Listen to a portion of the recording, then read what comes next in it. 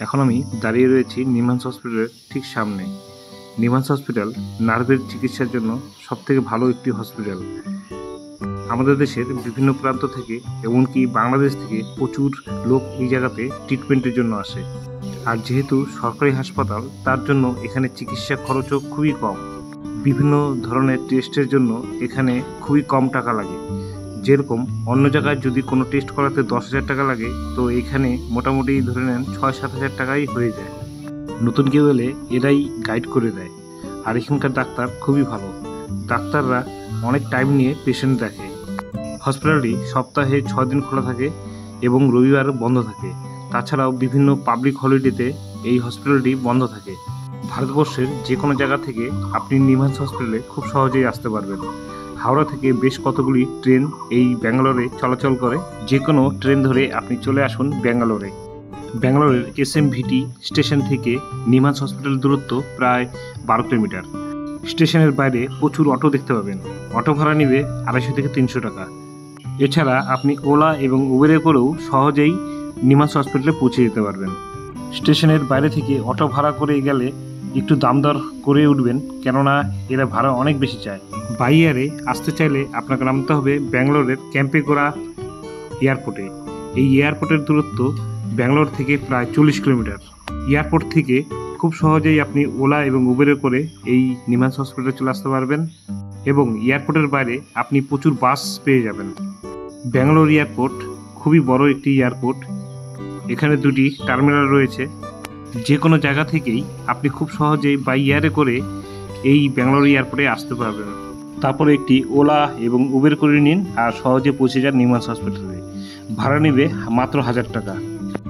নিমহান্স হসপিটালের আশেপাশে থাকার জন্য প্রচুর হোটেল দেখতে পাবেন। হোটেল ভাড়া সাধারণত 500 টাকা থেকে শুরু করে যেরকম নেবেন। এখানে এসি, নন এসি সব ধরনের রুমই পেয়ে যাবেন।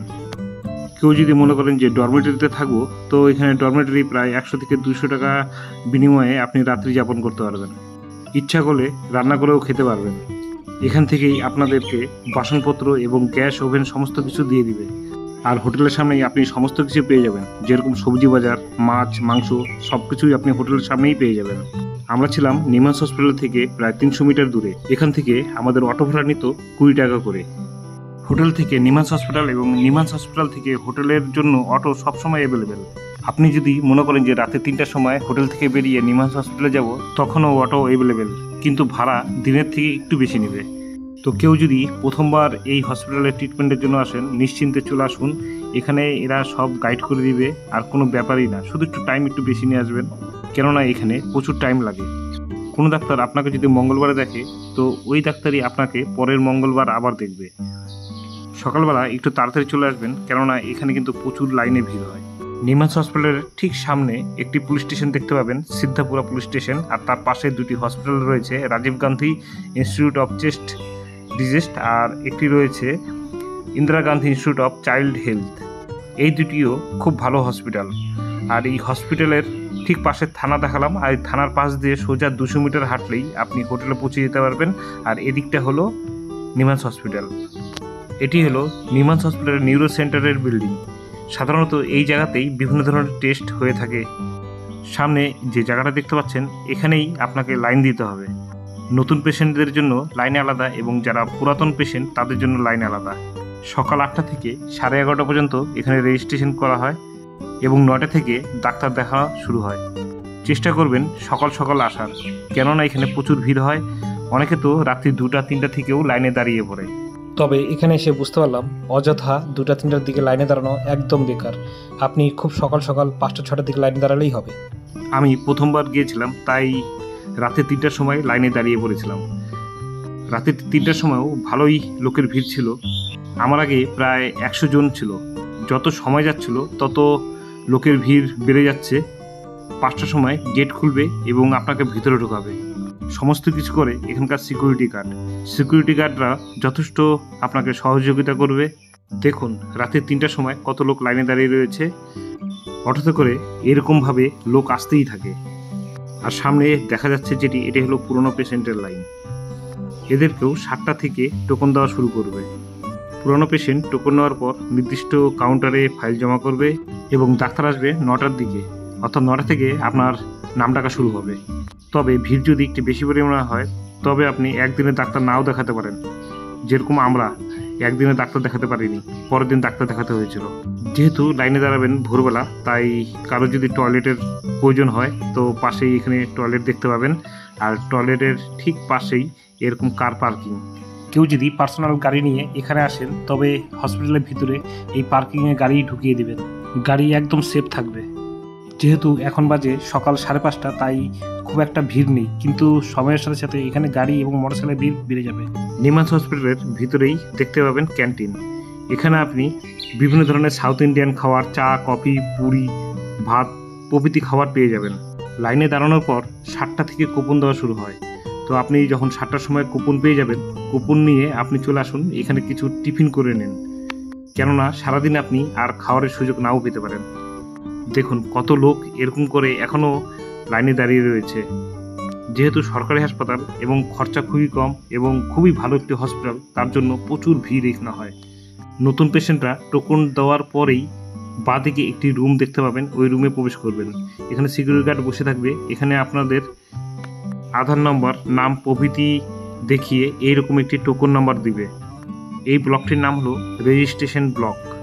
এখান থেকে আপনি 100 টাকার বিনিময়ে একটি ফাইল সংগ্রহ করবেন। লাইনে যখন দাঁড়াবেন তখন আপনাকে একটি সিরিয়াল নম্বর দেওয়া হবে। ওই সিরিয়াল নম্বর নিয়ে এই ওয়েটিং রুমে আপনি অপেক্ষা করুন এবং এই ডিসপ্লে বোর্ডে দেখতে পাবেন যে টোকেন নম্বর কত। টোকেন নম্বর অনুযায়ী আপনাকে নির্দিষ্ট কাউন্টারে যেতে হবে এবং 100 টাকার বিনিময়ে আপনি একটি ফাইল সংগ্রহ করুন। এই দেখতে পাচ্ছেন লাইন, এখান থেকেই আপনাকে 100 টাকার বিনিময়ে ফাইল সংগ্রহ করতে হবে। ফাইলটি কেমন হয় আপনাদের একটু দেখিয়ে দিচ্ছি। এই হলো ফাইল। এরকম আপনাকে একটু ফাইল দিবে। ফাইল দেওয়ার পর ওই ফাইলের উপরে লেখা থাকবে গেট নম্বর 1 না 2 না 3। সাধারণত গেট নম্বর 1-1এই দেওয়া থাকে। গেট নম্বর 1-এ আপনি ফাইলটি জমা করবেন এবং এখানে ওয়েট করবেন। ওয়েট করার পর 9টার সময় ডাক্তার আসবে এবং 9টা থেকে আপনার নাম ডাকা শুরু হবে। নাম ডাকার পর আপনি ভিতরে প্রবেশ করবেন এবং প্রথমে একজন ডাক্তার আপনার সমস্ত সমস্যা শুনবে এবং সমস্যা শোনার পর আপনাকে রেফার করে দেবে যে কোন ডাক্তার আপনি দেখাবেন। রেফার করার পর আপনি নির্দিষ্ট ওই জায়গায় চলে যাবেন এবং আবার ফাইল জমা করবেন। জমা করার পর এরকম ওয়েটিং রুমে আপনি অপেক্ষা করবেন। আপনার সিরিয়াল যখন আসবে তখন এরা নাম ডাকবে এবং নাম ডাকার পর ডাক্তারের সাথে আপনি ভিজিট করতে পারবেন। ডাক্তারকে আপনি আপনার সমস্যা বলবেন এবং ডাক্তার যদি মনে করে যে টেস্টের প্রয়োজন আছে তো টেস্ট দিবে এবং টেস্ট যদি দেয় তাহলে একটু টাইম লাগবে। আর যদি মনে করে যে টেস্ট দরকার নেই তাহলে খুব তাড়াতাড়ি আপনার হয়ে যাবে। আর যদি মনে করে যে অ্যাডমিশন করাতে হবে তাহলে আপনাকে ওখানেই অ্যাডমিশন লিখে দিবে। এখানকার ডাক্তার খুব ভালোভাবে পেশেন্টকে দেখে। তাই যদি চিন্তা করে থাকেন যে এখানে আপনি দেখাবেন তো অবশ্যই চলে আসুন, কোনো সমস্যাই আপনার হবে না। সবাই খুব হেল্পফুল এবং আশা করি এখানে সুস্থ হয়ে যাবেন। আর এখানে কোনো দালালের চক্কর নেই, কোনো দালালের খপ্পরে পড়বেন না। আমাদের হোটেলে একজন ছিল, উনি একজনকে 5,000 টাকা দিয়েছিল। আগে টেস্ট এবং ডাক্তার দেখানো সব কিছু ও বলে করে দিবে, কিন্তু টোটাল টাকাটাই ওর জলে। এখানে সব কিছু সিস্টেমেটিক হয়। কারো যদি নিউরো প্রবলেম থাকে তো অবশ্যই চলে আসুন এই নিমান্স হসপিটালে। শুধু একটু টাইম নিয়ে আসবেন, কেননা এখানে একটু দেরি হয়।